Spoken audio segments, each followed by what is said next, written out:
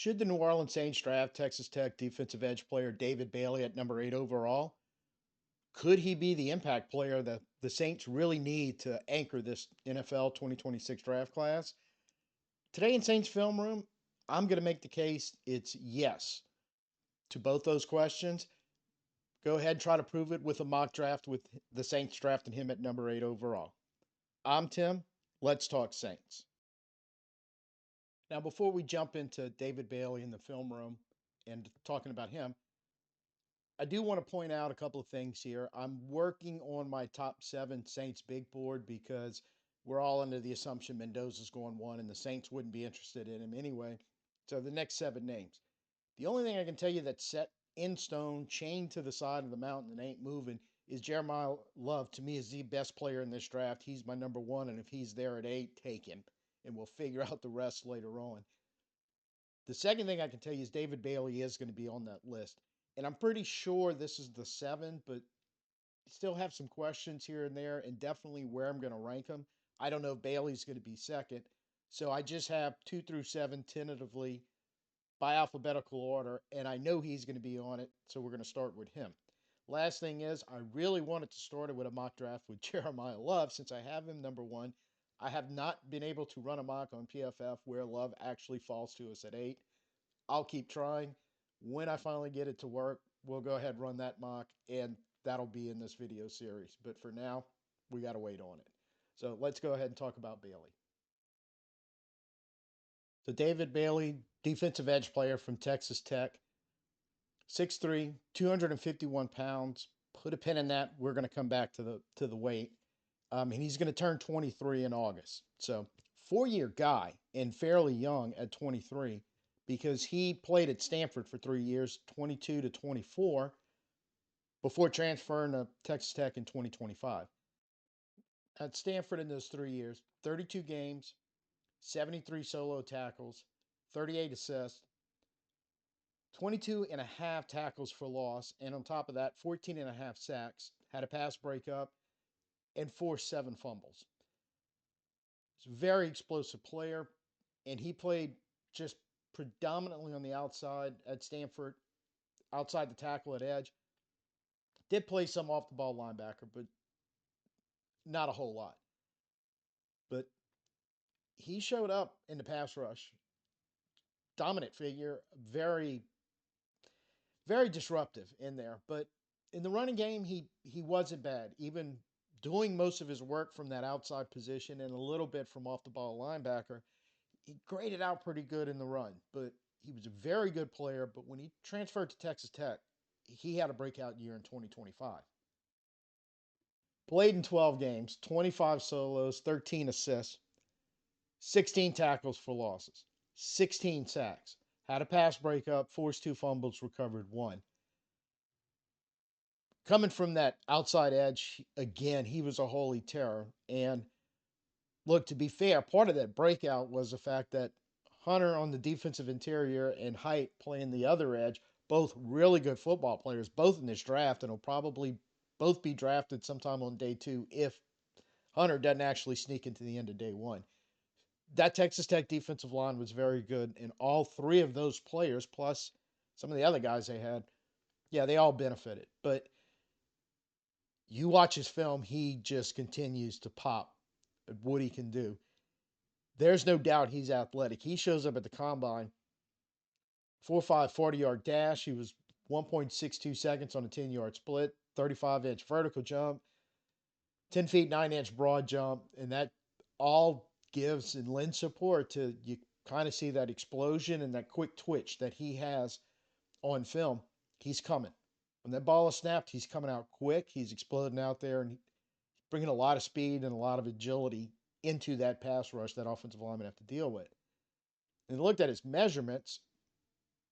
We'll skip the weight for a second. Again, height's fine. Hand size 10 inches and 10 and a quarter inches, excuse me. Arm length 33 and 3/4 inch. Wingspan 79 inch and 79 3/4 inches. Normal is strong in all the categories. There's no red flags there, as you know, arm length being one of the big ones, but kind of lends to the fact that with his explosion and twitch, he can get hands on guys and he does it very quickly. So he may not necessarily be a speed to power rusher, but he forces linemen to have a solid base and quick feet and be ready to stay with him. Because if he doesn't, if he catches you off balance, and there's some film where you think he's bull rushing a guy, but really what he's doing is he's catching that guy with no base and off balance, and with those longer arms and big hands and in hand placement, he's just pushing a guy off balance and then exploding past him, getting to the quarterback or getting to the ball carrier. So everything checks out for him until you kind of get to mm, that weight issue at 251. And here's the deal with that. He didn't lift at the combine. So there's a lingering question when you want to talk about that speed to power, something you're going to have to bring at some point to the NFL. But more importantly, the question on them is, well, can he play inside? And by inside, they mean heads up on a tackle or really B gap inside the tackle, where you will see a lot of edge players pop in there and play.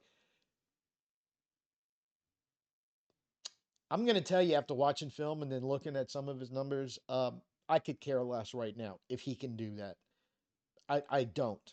Because what he does, if you want to keep him in a wide nine or seven or five tech, anything outside that offensive tackle, what he can do from there is just absolutely amazing. And his statistics bear it out. His advanced metrics, which we'll get to at the end of this, really open some eyes about what's going on with the edge rushers in this draft class. So for right now, you draft him or we draft him at 8, I could give a crap that he's not going to be able to line up in the B gap. Like Granderson definitely can, like Young did on occasion, and be effective there. We got Brandon Staley calling the shots here. He'll figure it out. I think when you look at this also could be a little product of the way he was being used. So you look at the last 3 years in college, his last two at Stanford and the one at Texas Tech, kind of that's where the bulk of his playing time came up, although he did get some pretty good use as a freshman at Stanford. But in that time, his total defense snaps were 1,335. His alignment outside of the offensive tackle was 1,159 snaps, 87%. So outside shoulder of the tackle, all the way out to wide nine. And you can watch him in film, and he's moving around all over in there. Just to point out something Brandon Staley does give kind of some freedom to his defensive edge players to make their choices about how wide they want to play off the tackle. Last year, they discussed it ad nauseum whenever it was brought up.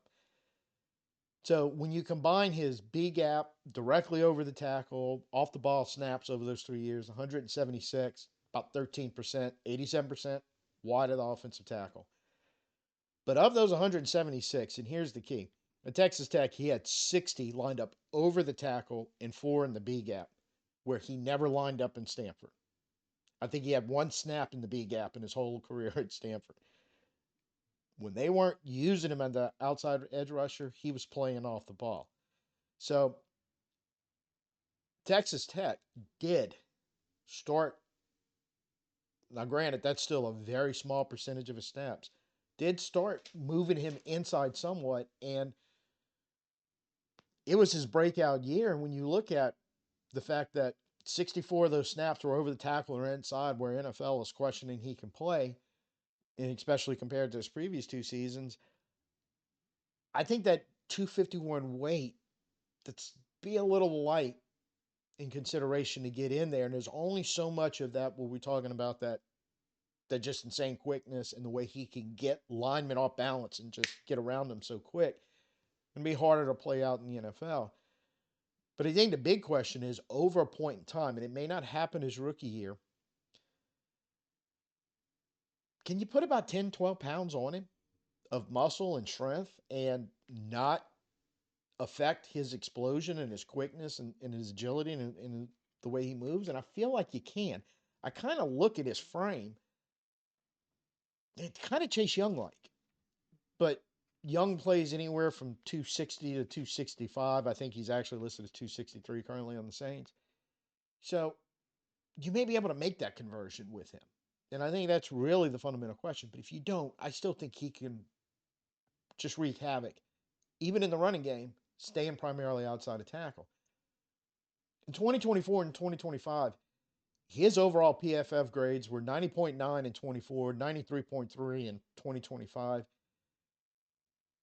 Out of all of the college edge players in 2025 with 300 plus snaps, he finished in the upper 10% in pass rush grade, 93.8, run defense grade, 81.5, against true set pass rush, where, you know, that's the pass pro offense is definitely having to throw the ball, and everybody knows it. So there's no, you know, trickeration involved where you're simulating a zone run and you're throwing the ball or anything like that. It's everybody knows defense is pinning their ears back.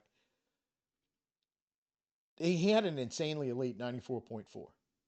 I mean, that is a really, really high number when everybody in the offensive line knows that dude is coming to crush the quarterback. And he managed to do it. He's 21.6 pass rush win rate. I mean, he's beating the lineman trying to block him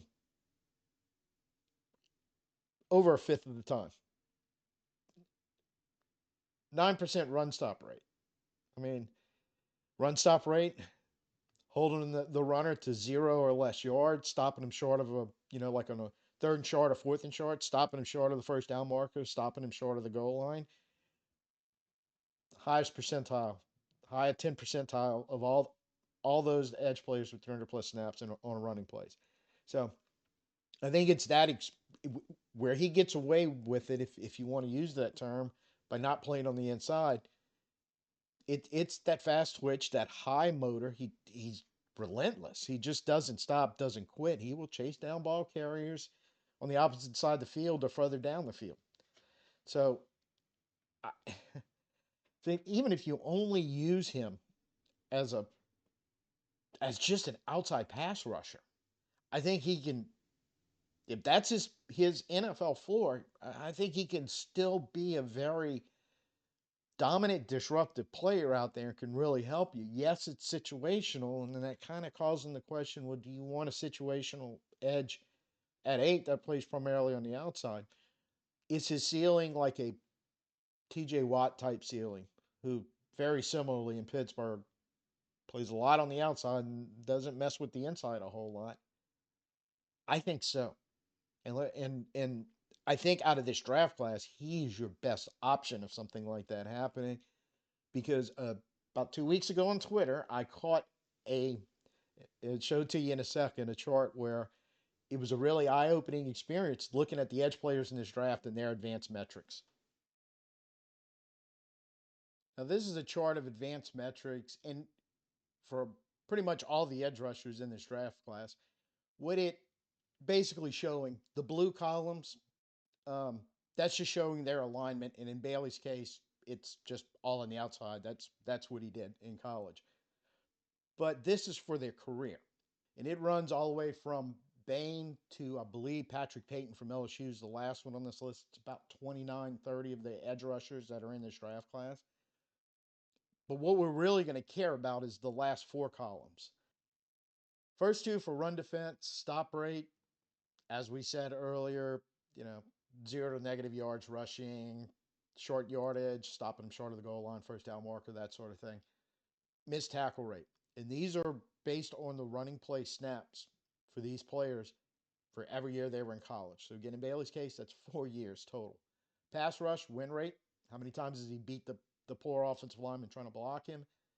And then the pressure rate, hits, hurries, sacks, batted balls, forced fumbles, that strip sack fumbles, that whole thing, that's all in the pressure rate. How many times you get in there and affect the quarterback when you're rushing it?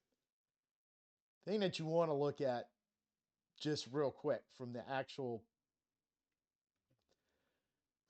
chart, deep green, elite, very good, green good. The darker the green is, the better. And as you get into light green, into white, more neutral, pink, you're on the wrong side. You want to stay out of the red and God forbid, the deep red. So just color coordinating it before you go in there and just look at the percentages, it's real easy to notice something that Bailey is the only edge player on this list. The only one where he's pretty much a lead across the board in all four of these advanced metrics that they're looking at. Nobody else. You got to think the inability to not line up on the tackle or in the inside overall as a player may not be affecting him as much as people want to think. Benefit of playing on a really good defense last year where his numbers really sharpened up, like we mentioned earlier. To be the benefit of playing on a good defense coordinator like Brandon Staley, I have less questions about him than just about anybody else on this list. The other thing that you'll notice, and just to run through his numbers, his run stop rate 7.3%, his missed tackle rate 8.6%, which is outstanding. Pass rush win rate 20%, pressure 19%. When you look at just his advanced metrics, those last two columns on the pass rush, he is one of three edge where he's basically green, good to elite, anywhere in between on those two numbers. It's David Bailey, it's Ndamukong Tucker, who's very close to him, if not maybe. You could argue those are the two best pure pass rushers in this draft, and Cassius Howell from Texas A&M.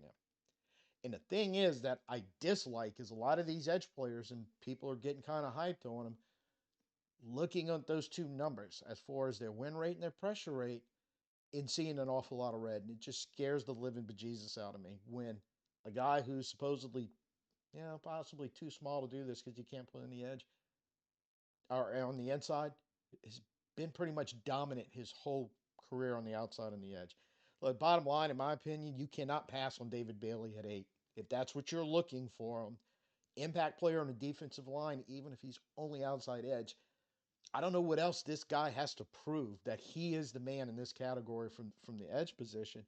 So, especially if Brandon Staley wants him, going, I know how to use him. I'll I know how to use him where he's going to be elite playmaker for us. I'm all on board with drafting him at 8. And I really think you need to bring a young edge presence. He's your guy. And look, if his ceiling is where he can pop on the ends, like we said, basically move into becoming Chase Young with the little extra weight, the strength, and being able to pop in there and play the inside. You drafted Chase Young at 8. That seems to be a ceiling, but still his floor. You're drafting somebody, and I'll bring this name up as my final plea. Disregarding the stuff that happened to him this offseason, but if you look at James Pierce, who Atlanta drafted 27, I believe, overall last year, their combine numbers, weight, speed, agility, everything, relatively close. It's what and what. Pierce had a slightly faster 40. I think it was 4.47, 4.48. Excuse me, Bailey, better in this category, but they were what and what. All Pierce did is show up in Atlanta last year and kind of by the end of the season was likely their best pass rusher. Finished the year of double-digit sacks. Was quite a disruptive force out there. So I think that's your floor with this guy. And again, notwithstanding staying out of off-season trouble like Pierce. Other than that, I wouldn't mind having a James Pierce on this defense last year. I won't mind having one this year. But I truly believe this guy, he's got a higher ceiling than that, can really, really be a special football player.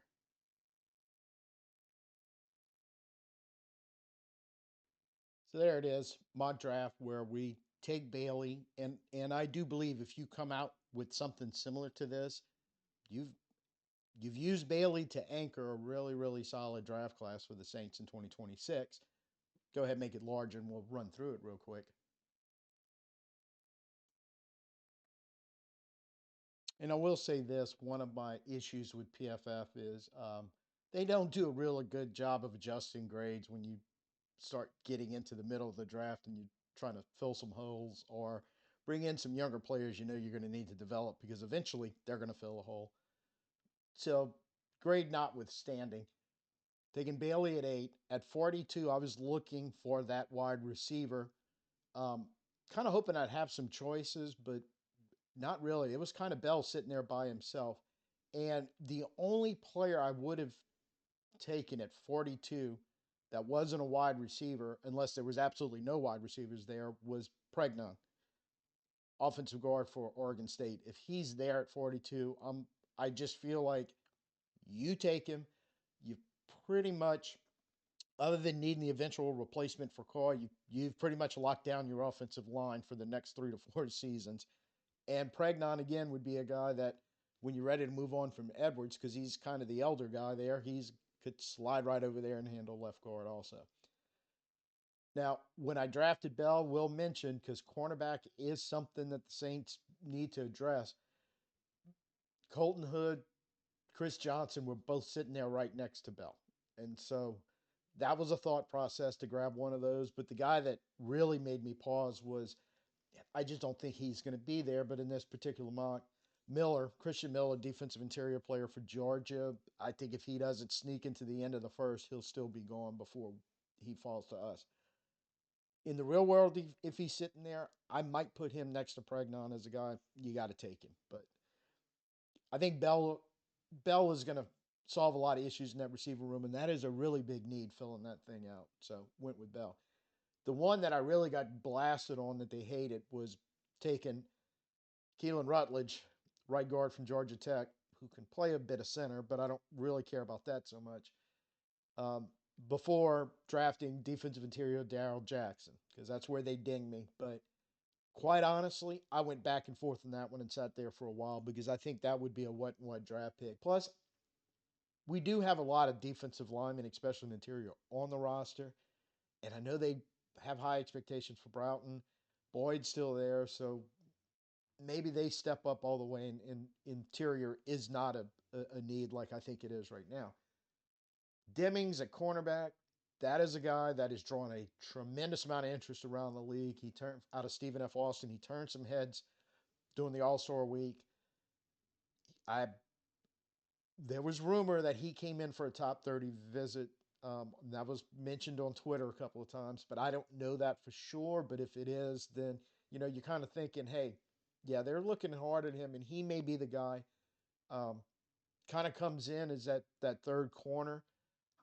Dare I say, maybe you find another Quincy Riley right there, a guy you expect. Well, at some point he's going to be out on the season for us in the rookie year and shows up very early and plays very well. So felt like that was a good value there. And the last one, here's another one where offensive interior lineman Jagger Burton, center from and looking at a guy that I think you could get him ready to back up McCoy right now. And unfortunately, after the last 2 seasons, that means at some point he would play. Um, and maybe somebody you can develop to eventually take that spot, or at least just be the backup until you find the guy that is going to replace McCoy. Even though PFF doesn't like it, I felt like the value was let's go ahead and try to solidify that backup center spot because that could be a real hole and a real problem for us this year. For the most part, if I walk out of there, I know I've got an impact edge player. I know I've got my number 3 wide receiver. I have my hell, maybe Rutledge could come in and challenge Ruiz, but I've got my guy I'm developing that's going to do it eventually. Demings, and then Burton, I think gives you some solid play down there. I think this is a draft you would look at and go, yeah, we can really do something like this. We have players that are going to get on the field as rookies and potentially some guys that could if we need them or if we develop them fast enough to take the spot. So there it is. My case for David Bailey at 8. Like I said, that number 7 names on the draft board. Love is number 1, locked in, no question. I don't know if Bailey's 2, but I know Bailey's going to be on there somewhere, and I think he's going to be pretty high up on it. So to continue this, I'm going to give it a shot today and see if I can find another mock where Love actually falls to us. So I can go ahead, get the video done for that. Probably also one for Tate if I can make that happen. And I'm trying to get that to be the next video because we've already done film review on both those players. So this would just be more of how would the mock draft walk out, through the end of day 2. So actually, with the fourth round into the beginning of day three. So there it is. Tell me what you think. Let me know. Give me your top eight. That's what I really want to see. Or top seven. Again, Mendoza's gone, and we only really need a list of seven. Because I'm gonna be honest with you, there's a few players still feel like I could put Bain on there. I'm not totally off of him, but part of me just wants to throw Ione on there as number seven because I think he deserves to be because I really think he's one of the best players in this draft and would fit a massive need again in locking down that young talent and adding another piece of that onto the offensive line. But everybody just says you can't draft a guard in the top 10 or whatever. And okay, but before it's all said and done, he might sneak on my list. Tell me where he would be on yours. Videos here of the Love and Tate film reviews. Try to get that ready. Hopefully, I can pull it off. And we're just going to have a video with two mock drafts next time around. So, till I see you next time, I'm Tim. Peace out and who dat.